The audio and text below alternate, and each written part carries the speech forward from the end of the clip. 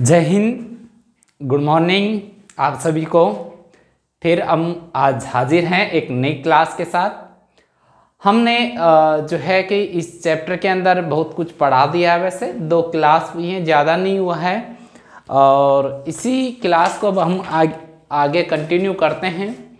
और आज जो है हम इसमें पढ़ाएंगे हीमोपोइसिस के बारे में कि किस तरह से रक्त का निर्माण होता है, यानी ब्लड बनता है। तो आप सब लोग जुड़ जाइए फटाफट। गुड मॉर्निंग आप सभी को। और अब जो है समय न गवाते हुए क्लास चालू करेंगे। वीडियो को, हमारे क्लास को लाइक कीजिए, शेयर कीजिए और सब्सक्राइब कीजिए अपने दोस्तों में। इस चैनल को जो है शेयर कीजिए जिससे लोग हमसे जुड़े। ठीक है, तो अब चालू करते हैं आज का जो चैप्टर है। वैसे 2 क्लास हो चुकी है ब्लड की, तो आप लोग उन क्लासों को भी देख ले जिससे अच्छे से समझ में आ जाए। ठीक है, तो उनको भी वॉच करना है। तो आज का जो हमारा क्लास है और जो क्लास है वो है हीमोपोइसिस। हीमोपोइसिस का ही मतलब होता है रक्त का बनना, हीमोपोइसिस। ठीक है, हीमोपोइसिस का जब हम बात करते हैं, हीमोपोइसिस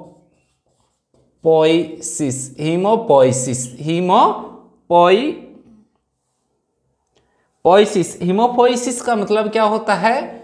फॉर्मेशन ऑफ ब्लड, यानी कि ब्लड, रक्त का बनना ही क्या कहलाएगा? जो है हीमोपोइसिस कहलाएगा, रक्त का बनना।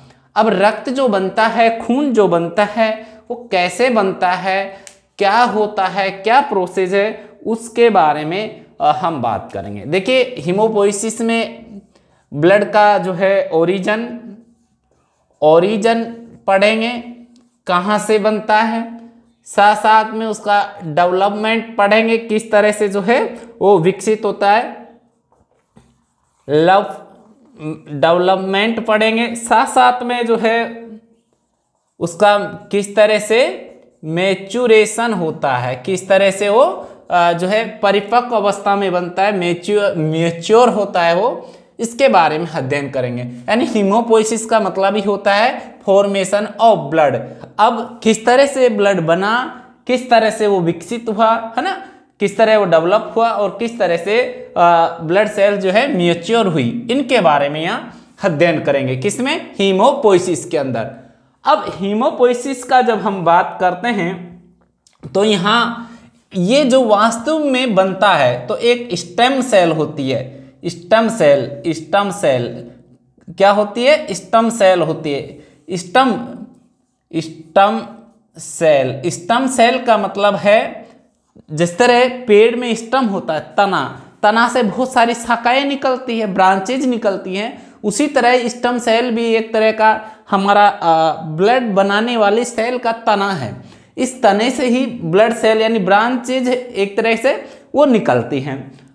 तो ये जो स्टेम सेल है, इसका आकार बड़ा होता है, वैसे कि 25 म्यू के समथिंग इसका जो है इसका आकार होता है। इसमें न्यूक्लियस भी होता है, यानी न्यूक्लियस इसमें प्रेजेंट होता है। किसमें? जो स्टेम सेल होती है उसके अंदर न्यूक्लियस भी होता है और इसका आकार जो है बड़ा होता है। अब साथ साथ में जो है इसमें लार्ज न्यूक्लियस है। न्यूक्लियस भी कैसा होता है? लार्ज न्यूक्लियस होता है, लार्ज न्यूक्लियस इसका होता है और इसका आकार जो है इतना म्यू होता है, 25 म्यू होता है। अब इसके बाद स्टेम सेल से जो बनती हैं कोशिकाएं, या कहे कि रक्त की कोशिकाएं जो बनती है, आरबीसी हुआ, डब्ल्यूबीसी हुआ, प्लेटलेट्स हुई, उनको क्या यहाँ कहा जाता है?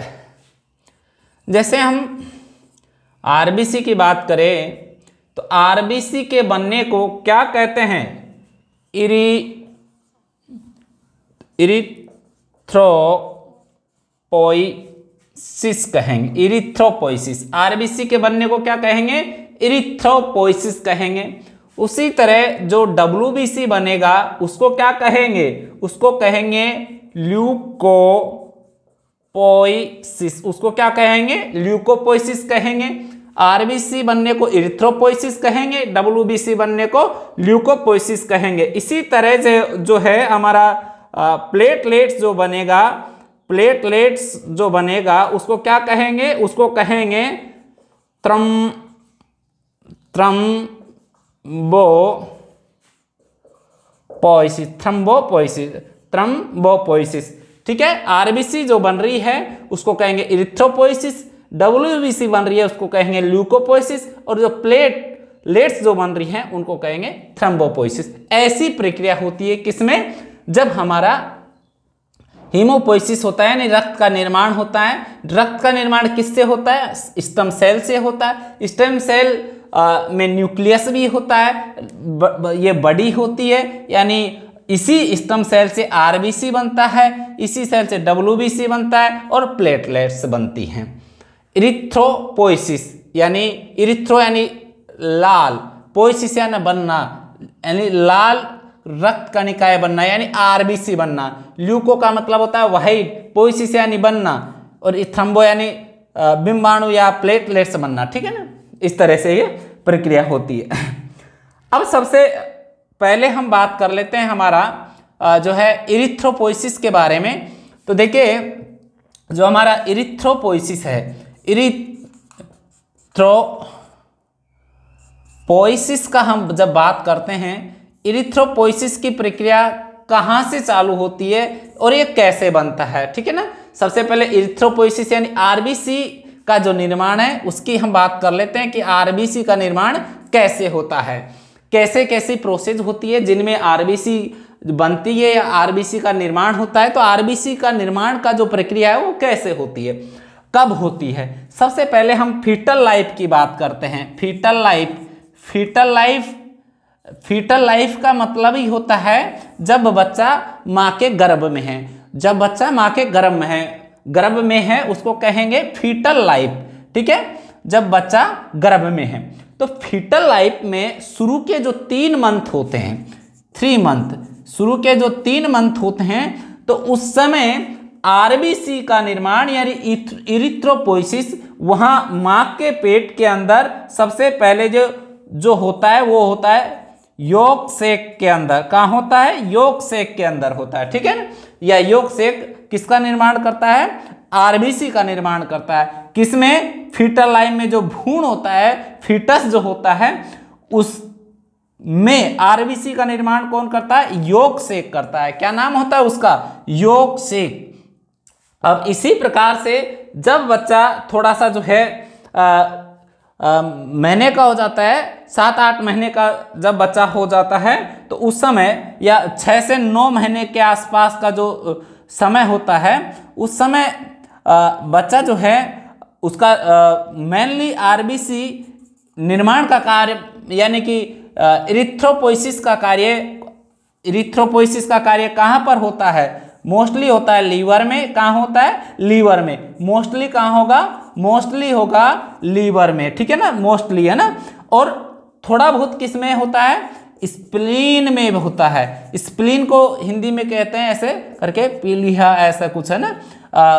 थोड़ा बहुत थाइमस और जो है इसमें स्प्लीन के अलावा जो है लिपोसाइट वगैरह में भी होता है, पर वो छोड़ दीजिए। लीवर और स्प्लीन का आप याद रख लीजिए। ठीक है, लीवर में भी होता है, स्प्लीन में भी होता है, लीवर और स्प्लीन में होता है। इरिथ्रोपोइसिस यानी आरबीसी का निर्माण जो भ्रूण है, फीटल है, उसमें शुरुआत के जो महीने होते हैं उसमें यॉर्क सैक से होता है।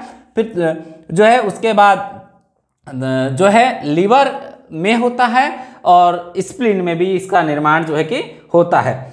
अब इसके बाद जो है बच्चे का हम बात करें कब तक, जब डिलीवरी होने का समय होता है, या हम उसको कह सकते हैं लास्ट जो ट्राइमेस्टर होता है, ट्राइमेस्टर जो है उस समय या कहे कि 9 महीने के आसपास का जो समय है, उस समय रेड बोन मेरो से भी चालू हो जाता है। Red bone marrow red bone marrow जो है उससे भी आरबीसी का निर्माण की जो प्रक्रिया है वो शुरू हो जाती है। कहाँ से? लास्ट ट्राइमेस्टर में भी आरबीसी का निर्माण, या कहे कि इरिथ्रोपोइसिस का निर्माण कहाँ से चालू हो जाता है? रेड बोन मैरो से। और ये जो हमारी रेड बोन मैरो है ये कब तक काम करती है? जब तक 20 साल का व्यक्ति हो जाता है तब तक ये काम करती है। यानी 20 साल तक ये रेड बोन मैरो जो है क्या निर्माण करता है? आरबीसी का निर्माण करता है। यानी कि इरिथ्रोपोइसिस की ये प्रक्रिया जो होती है वो इसमें पाई जाती है। कब तक पाई जाती है? जब तक 20 साल का हो गया। अब जैसे कि भाई 20 साल का हो गया तो उसके बाद कौन करेगा? इनके बारे में देख लीजिए। अब हमारा जो स्प्लीन है वो तो काम करता ही है, साथ साथ में हमारी लीवर है वो भी आरबीसी निर्माण करता है।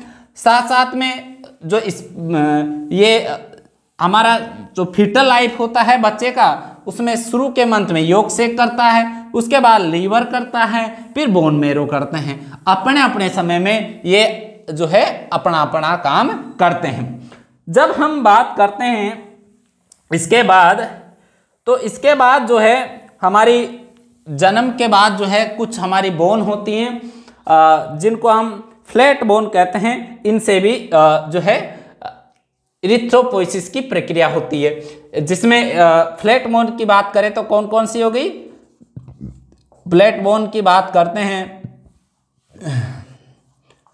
तो इसमें हमारा जैसे कि हो गया स्केपुला हो गया, स्केपुला हो गया, हमारा रिब्स हो गई, पसलियां हो गई, स्केपुला हो गया यानी कंधे वाली हड्डी, स्केपुला, रिब्स यानी पसलियां, और जो है हमारा स्टर्नम।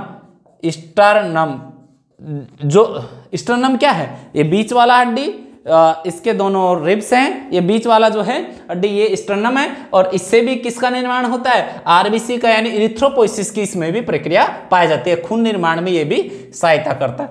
इसके साथ साथ में जो हमारी खोपड़ी की जो हड्डी है यानी स्कल बोन है, उनके द्वारा भी होता है। कब? बच्चे के जन्म के बाद, ठीक है ना।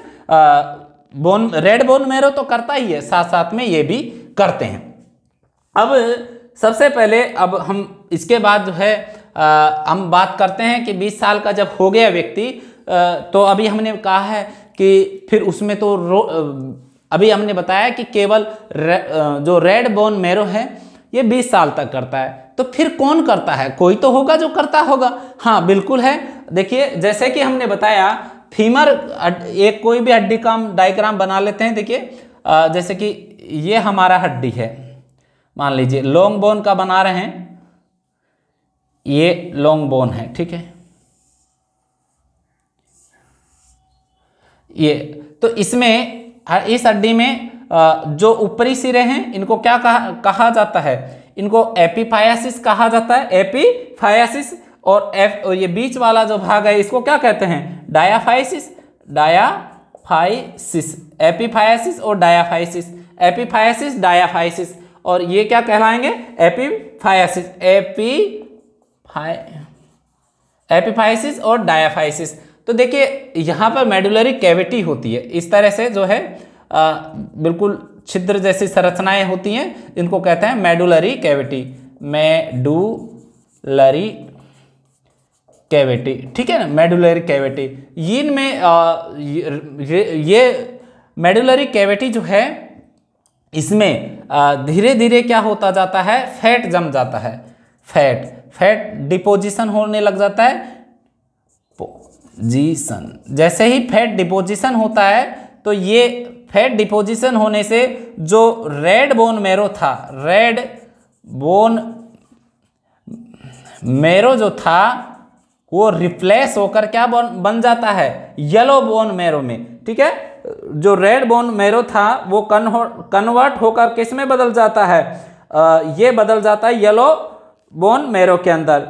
अब इस तरह से जब येलो बोन मैरो है,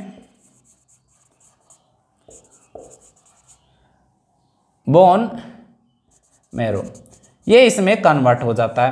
तो फिर ये मेडुलरी कैविटी में फैट के डिपोजिशन के कारण रेड बोन मैरो रिप्लेस हो जाता है, बदल जाता है, या वहाँ नहीं रहता है, येलो में वो कन्वर्ट हो जाता है, तो इस समय ये जो है हमारा इरिथ्रोपोइसिस यानी ब्लड निर्माण की प्रक्रिया जो है ये हमारा जो रेड बोन मैरो है उसमें नहीं होती, क्योंकि ये खुद ही नहीं रहता, तो जब रहेगा ही नहीं तो यहाँ से कैसे ब्लड बनेगा, ठीक है। खुद ही नहीं रहता है, यानी कि 20 साल के बाद ये येलो में कन्वर्ट हो जाता है, क्योंकि यहाँ पर मेडुलरी कैविटी में क्या जमा हो जाता है, फैट का जमना स्टार्ट हो जाता है और ये रिप्लेस होकर येलो बोन मैरो में कन्वर्ट हो जाता है। एक और इम्पोर्टेंट है, ये जो है एक तरह का स्पंजी बोन का यहाँ स्ट्रक्चर होता है, स्पंजी बोन, ये एपिफाइसिस और ये जो स्पंजी बोन होती है। तो ध्यान रखिए जो एपिफाइसिस और डायाफाइसिस के बीच में स्पंजी बोन है, ठीक है ना।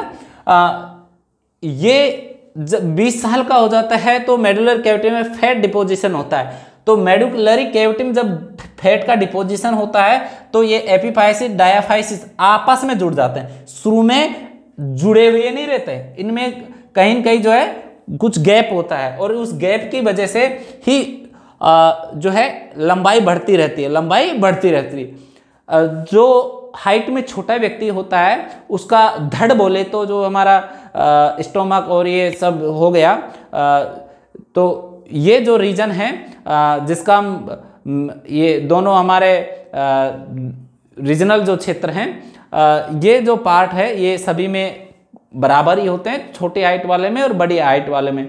केवल हमारा जो हमारा अपर लिम्ब और लोअर लिम्ब है इसमें कुछ अंतर होता है। लंबे आदमी का लोअर लिम्ब की जो टांगे हैं वो थोड़ी बड़ी होती है, और छोटा व्यक्ति होता है उसकी टांगे छोटी होती है। तो कहीं न कहीं जो हमारा लॉन्ग बोन और इसमें जो है एपिफाइसिस डायाफाइसिस जो पाया जाता है ये आपस में जुड़ जाते हैं, तो जुड़ने के बाद उस व्यक्ति की हाइट जो है वहीं रुक जाती है। कहीं न कहीं अगर उसमें 20 साल के बाद अगर वो कितना भी दवा मेडिसिन वगैरह ले उसका हाइट नहीं बढ़ता है। सब बकवास की बातें हैं कि ये मेडिसिन लेने से हाइट बढ़ती है, ऐसा कुछ नहीं है। अगर उसकी उम्र 20-21 साल हो गई तो उसके बाद कोई हाइट उसकी नहीं बढ़ेगी, ठीक है। यदि एपिफाइसिस से डायाफाइसिस नहीं जुड़ा है तो उस समय तक उसके हाइट बढ़ने के पूरे चांस है, ठीक है। और एपिफाइसिस डायाफाइसिस जुड़ गया तो अब उसकी हाइट नहीं बढ़ेगी, तो इस चीज़ का ध्यान रखिए। अब जब हम बात कर रहे हैं रेड बोन मैरो की, कि जब जैसे ही डिस्पियर होता है तो उसके बाद में ये रेड बोन मैरो जब येलो बोन मैरो में कन्वर्ट हो जाता है, तो ये हमारा जो प्रक्रिया है यहाँ पर एरिथ्रोपोइसिस का जो रुक जाता है या बंद हो जाता है, ठीक है ना। इसके बाद हम बात करते हैं इस डिपोजिशन होने के कारण ही ये क्या करता है, जो इरिथ्रोपोइसिस की प्रक्रिया है वो डिसपियर हो जाती है, ठीक है, या कहें कि होती नहीं है, बंद हो जाती है। डिसपियर क्यों होती है, क्योंकि यहाँ पर पहले क्या था, पहले यहाँ पर था रेड बोन मैरो, और जो रेड बोन मैरो था वो किसको बना रहा था, वो बना रहा था रेड ब्लड सेल को या इरिथ्रोपोइसिस प्रक्रिया कर रहा था। अब ये खुद ही नहीं है तो कैसे बनाएगा। अब देखिए, अब हम थोड़ा सा यहाँ बताते हैं कि स्टेम सेल किस तरह से आरबीसी को बनाती है, ठीक है ना। आरबीसी को कैसे बनाती है, तो बहुत मोटी है, इसमें न्यूक्लियस भी है, जो 7.2 माइक्रो जो है इसका मोटाई होता है किसका, आरबीसी का, और इसका है 25। तो अब इसमें से बड़ी में से छोटी कैसे बनती है, कैसे इसमें हीमोग्लोबिन आके जुड़ता है ना। स्टेम सेल में हीमोग्लोबिन नहीं होता और उसमें जो है न्यूक्लियस होता है ना। तो इसका आकार कैसे छोटा होता है, कब क्या क्या होता है, उसके बारे में देखिए। ये हमारा अभी हम बता रहे थे स्टेम सेल के बारे में कि इस तरह का स्टेम सेल होता है, इसका आकार 25 माइक्रोन का जो है होता है, ठीक है। अब इसमें एक लार्ज न्यूक्लियस होता है, लार्ज न्यूक्लियस इसमें होता है। साथ साथ में जो है अब आरबीसी जब बनेगी तो इसमें यानी आरबीसी किस तरह से बनेगी, देखिए आरबीसी बनने के लिए इसको क्या क्या प्रक्रिया से गुजरना पड़ेगा। इसका जो साइज है वो कैसा हो, रिड्यूज हो, यानी साइज को इसको क्या करना पड़ेगा, छोटा करना पड़ेगा।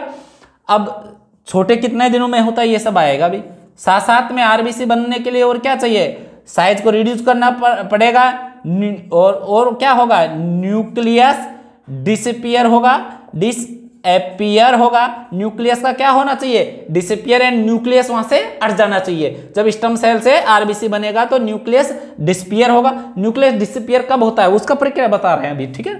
अब न्यूक्लियस डिसअपियर होगा, साथ साथ में और क्या होगा, और क्या होगा, तो देखिए साइज का रिड्यूस हो गया, न्यूक्लियस डिसअपियर हो गया, और क्या है, हीमोग्लोबिन इसमें कब मिलेगा, यानी HB इसमें कब जुड़ेगा, कब मिलेगा। ये प्रक्रियाओं से इसको गुजरना पड़ता है, किसको, स्टेम सेल को।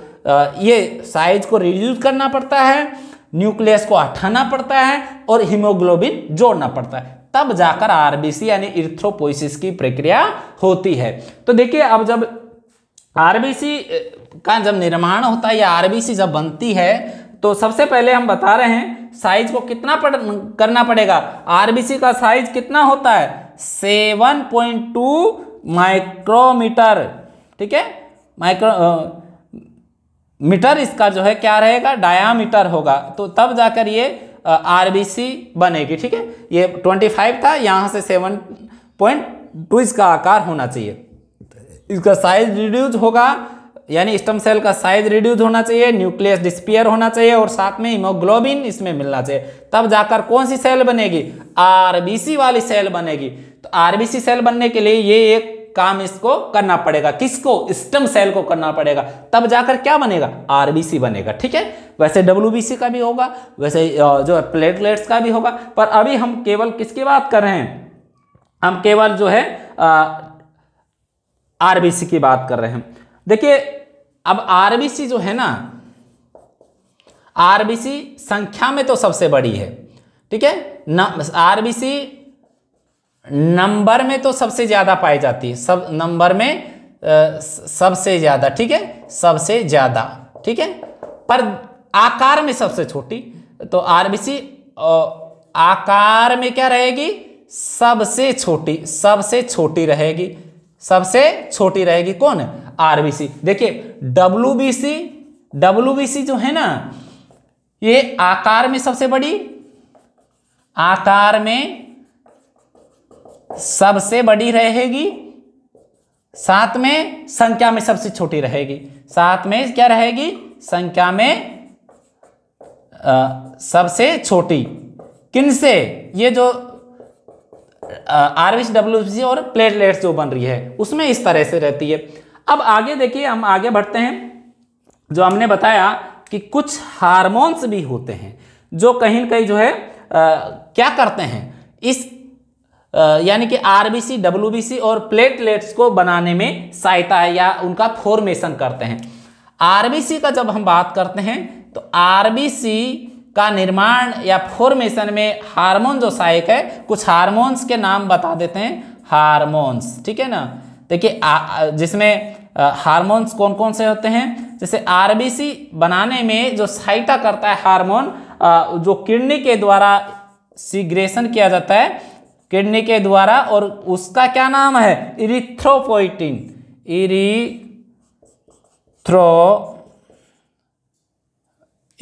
यहाँ नीचे लिख देते हैं, वहां नहीं आएगा इधर, इरिथ्रोपोइटिन। देखिए वैसे इरिथ्रोपोइसिस और इसी तरह से इसका नाम है पोइटिन, खाली इसमें लगाना है। और ये क्या करता है, आरबीसी के निर्माण को बढ़ाता है, कौन, इरिथ्रोपोइटिन नाम का जो हार्मोन है वो कहीं न कहीं जो है आरबीसी यानी इरिथ्रोपोइसिस की प्रक्रिया को बढ़ाता है या इरिथ्रोपोइसिस की प्रक्रिया में सहायक है। उसी तरह डब्ल्यूबीसी को बनाने में कौन सा हार्मोन सहायक है, तो डब्ल्यूबीसी को बनाने के लिए जो है, डब्ल्यूबीसी को खासतौर से हमारा आरबीसी को तो किडनी के द्वारा स्रावित हार्मोन इरिथ्रोपोइटिन बनाता है, उसी तरह डब्ल्यूबीसी को जो हमारा एक लीवर जो है, लीवर से एक हार्मोन निकलता है, इरिथ्रोपोइटिन हार्मोन किससे बनता है, किडनी से, और ये इरिथ्रोपोइटिन क्या करता है, आरबीसी को बढ़ाता है, नंबर को यानी बनाने की प्रक्रिया को बढ़ाता है। उस तरह डब्ल्यूबीसी जो बनता है वो लीवर से एक स्रावित हार्मोन है जिसका नाम है थ्रोम्बोपोइटिन,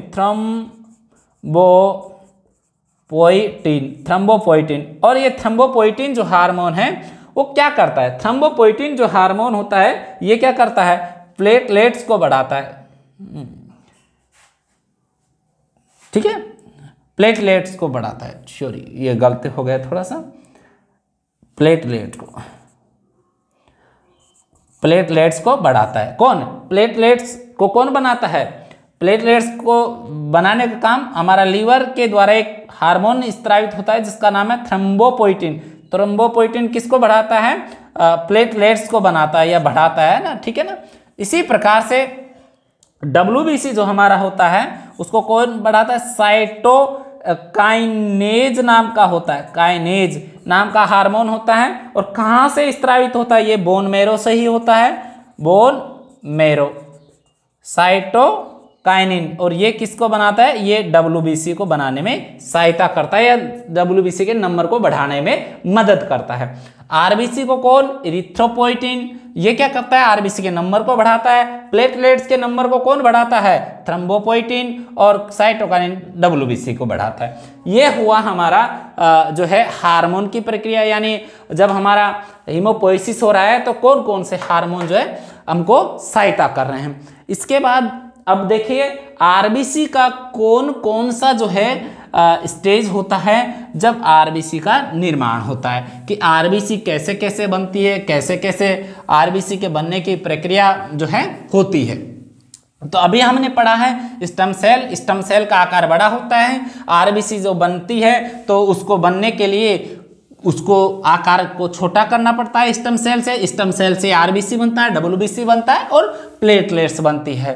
तो RBC बनने के लिए स्टेम सेल को जो है न्यूक्लियस को हटाना पड़ता है। देखिए न्यूक्लियस क्यों नहीं होता RBC में, अगर हम बात करें, आप कहो कि सर न्यूक्लियस क्यों नहीं होता, तो देखिए ना RBC का आकार इतना सा है, केवल इतना छोटा है, बहुत छोटी RBC होती है।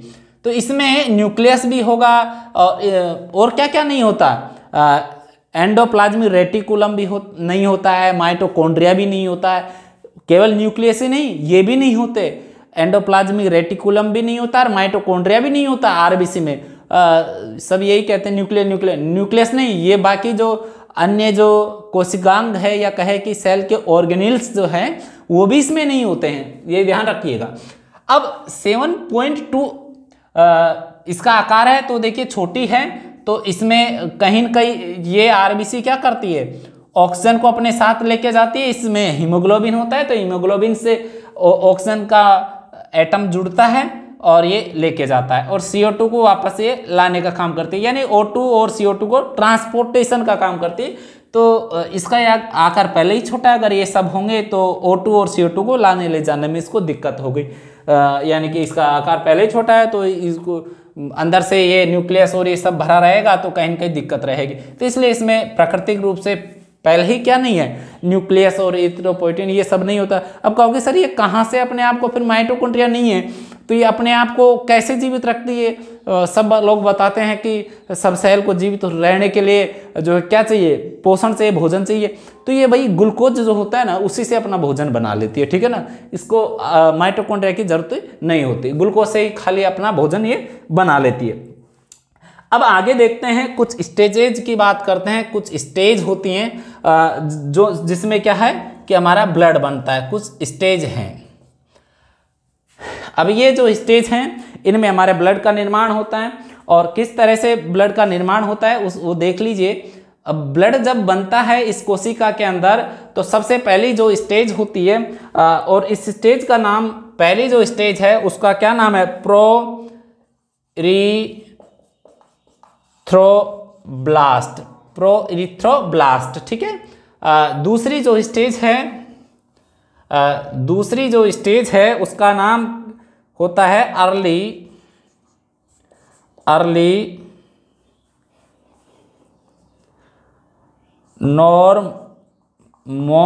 Normoblast, proerythroblast, early normoblast,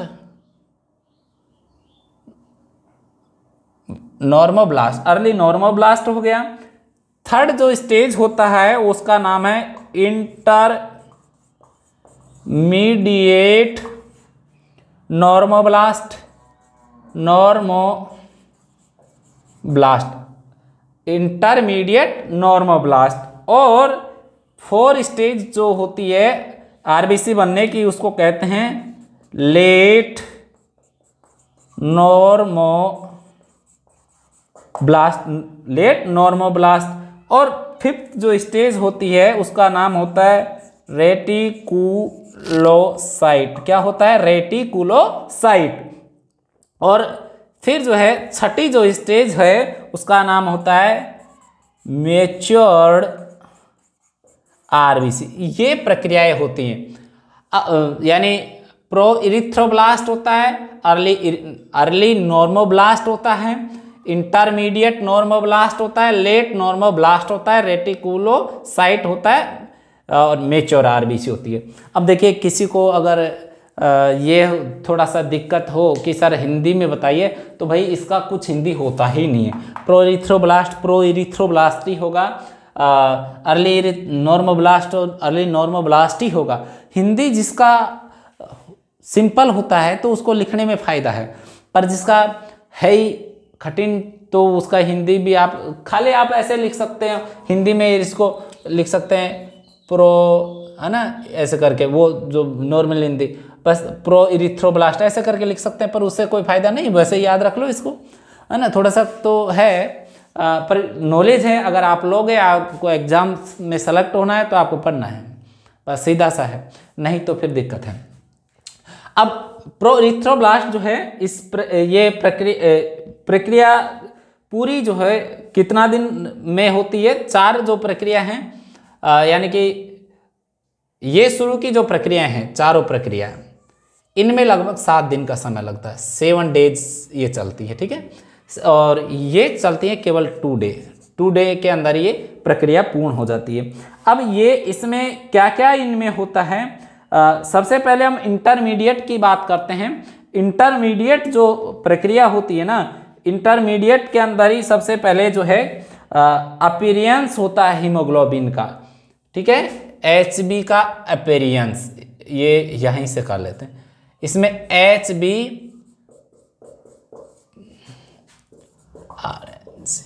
appearance, यानी यहाँ पर शुरुआत हो जाती है किसकी? हीमोग्लोबिन को मिलने की या बनने की प्रक्रिया कौन सी स्टेज में होती है? इंटरमीडिएट नॉर्मोब्लास्ट जो स्टेज होती है। तो देखिए एग्जाम में एक क्वेश्चन पूछता है कि जो हीमोपोइसिस की कौन सी स्टेज में, ये सॉरी, आरबीसी के निर्माण की कौन सी स्टेज के अंदर जो है हीमोग्लोबिन आकर जुड़ता है या बनता है, ठीक है ना। इस तरह का क्वेश्चन एग्जाम में कई बार आया है कि इंटरमीडिएट स्टेज के अंदर जो है, यानी जो है HB आकर जुड़ता है, ठीक है ना, या कौन सी स्टेज में जो है HB यानी हीमोग्लोबिन बनता है या प्रकट होता है, कौन सी स्टेज में? इंटरमीडिएट स्टेज में होता है। और एक क्वेश्चन ये भी आता है, ये जो है कि जो हमारा स्टेम सेल है उसका न्यूक्लियस कौन सी स्टेज में जाकर डिस्पियर होता है? तो डिस्पियर होता है न्यूक्लियस, यहाँ लिख देते हैं, न्यूक्लियस डिसअपियर कौन सी स्टेज में होता है? लेट नॉर्मोब्लास्ट की जो स्टेज होती है उसके अंदर क्या हो जाता है? न्यूक्लियस डिस्पियर हो जाता है। फिर इस तरह से जो है ये रेटिकुलोसाइट कैसी आरबीसी है? अनम्यूच्योर आरबीसी है। इसको क्या कहेंगे? अनम्यूच्योर, है ना, इसको अनम्यूच्योर आरबीसी कहते हैं, अनम्यूच्योर आरबीसी, यानी परिपक्व नहीं रहती है, ठीक है ना। और कितना परसेंट? टोटल जो हमारी आरबीसी है ना उसका 1%, ठीक है, ये होती है 1% टोटल आरबीसी। टोटल जो आरबीसी है उसका 1% होती है। कौन? रेटिकुलोसाइट। रेटिकुलोसाइट कितना परसेंट होती है? 1% होती है। इनमेच्योर जो आरबीसी है 1% होती है।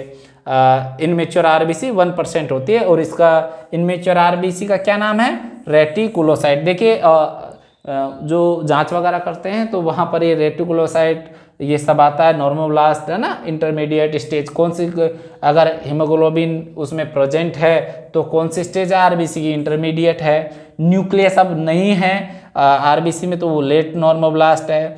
यदि रेटिकुलोसाइट अनमेच्योर स्ट्रक्चर है तो इन मेच्योर स्टेज कौन सी में होता है, रेटिकुलोसाइट में। मेच्योर आरबीसी जो है इसका फिर ऐसे करके निर्माण होता है। अब हम बात करें टोटल जो आरबीसी है, जब बात करते हैं आरबीसी का तो आरबीसी में भी जो है ना, आरबीसी में यदि बात करें तो आरबीसी का अगर सैंपल उसमें लेंगे तो 61% तो इसमें पानी होता है, ठीक है ना, और 38% ही क्या रहती है इसमें एचबी का जो लेवल होता है, ठीक है ना। इस तरह से आरबीसी हमारा आरबीसी का इसमें निर्माण होता है। और ये जो प्रक्रिया है इस तरह से हीमोपोइसिस की प्रक्रिया यानी ब्लड फॉर्मेशन की प्रक्रिया किसमें पाई जाती है, आरबीसी निर्माण में पाई जाती है। अब आरबीसी के बारे में डिटेल से जो है अगली क्लास में हम लेंगे। हम थोड़ा कम इसलिए पढ़ा रहे हैं कि स्टूडेंट लोग हैं जो कि इसको बोरिंग क्लास समझता है, पता नहीं। अगर आप सब लोग रेगुलर पढ़ोगे और इस पूरा क्लास को वॉच करोगे अच्छे से तो इसका टाइम बढ़ा देंगे एक एक क्लास का। अब आज केवल एक टॉपिक हम देखें, हीमोपोइसिस, यानी हीमोपोइसिस में क्या क्या होता है एक बार रिवाइज कर लेते हैं। हीमोपोइसिस का मतलब होता है ब्लड का बनना, रक्त का फॉर्मेशन। अब रक्त जो बनता है, आरबीसी बनना, डब्ल्यूबीसी बनना और प्लेटलेट्स बनना। आरबीसी बनना हिरिथ्रोपोइसिस कहलाता है और प्लेटलेट्स बनना जो है थ्रोम्बोपोइसिस, डब्ल्यूबीसी बनना ल्यूकोपोइसिस। इस तरह से प्रक्रिया होती है। स्टेम सेल से ये सब बनते हैं। शुरू में स्टेम सेल से जब ये इनका निर्माण होता है तो स्टेम सेल को अपने आकार को कम करना पड़ता है, न्यूक्लियस को हटाना पड़ता है, उसमें जो है एचबी हीमोग्लोबिन उसमें डालना होता है, तब जाकर आरबीसी का निर्माण होता है। अब आरबीसी शुरुआत में जो बच्चा होता है यानी फिटस जो होता है, शुरू के महीनों में योग सेक से आरबीसी बनता है। उसके बाद जैसे जैसे थोड़ा बड़ा होता है फिटस के अंदर ही, माँ के गर्भ में ही, तो बोन मैरो से भी बनना स्टार्ट हो जाता है। बोन मैरो में बनने के बाद जो है बोन मैरो में जो है लास्ट ट्राइमेस्टर में बनता है और लीवर के साथ स्प्लीन में बनता है। 3 महीने से जो 7-8 महीने का जो समय होता है उस समय में कहाँ से बनता है, लिवर और स्प्लीन में। और लिवर स्प्लीन में भी सबसे ज़्यादा कहाँ से बनता है, लीवर से बनता है। तो ध्यान रखिए स्प्लीन और लीवर, तो स्प्लीन में ज़्यादा बनता है। अब जब आरबीसी का ब्रेक डाउन होता है ना तो भी ब्रेक डाउन यहीं पर होता है, कहाँ पर, स्प्लीन और लीवर में। स्प्लीन में ज़्यादा होता है, लीवर में कम होता है, ठीक है ना। स्प्लीन में जब आरबीसी का ब्रेक डाउन यानी टूट जाती हैं, इसलिए ही स्प्लीन को ग्रेवयार्ड या कहे कि कब्रिस्तान भी कहा जाता है, किसका, आरबीसी का, ठीक है। और इरिथ्रोसाइट आरबीसी का दूसरा नाम है ना। कल ये सब कल पढ़ाएंगे, मतलब अगली क्लास में पढ़ाएंगे। इस तरह से आरबीसी का निर्माण होता है, ये प्रक्रिया इसमें इस तरह से चलती है। अच्छा वीडियो लगा तो लाइक कीजिए, शेयर कीजिए, चैनल को सब्सक्राइब कीजिए, दोस्तों में शेयर कीजिए। जय Hind students, thank you watching this video.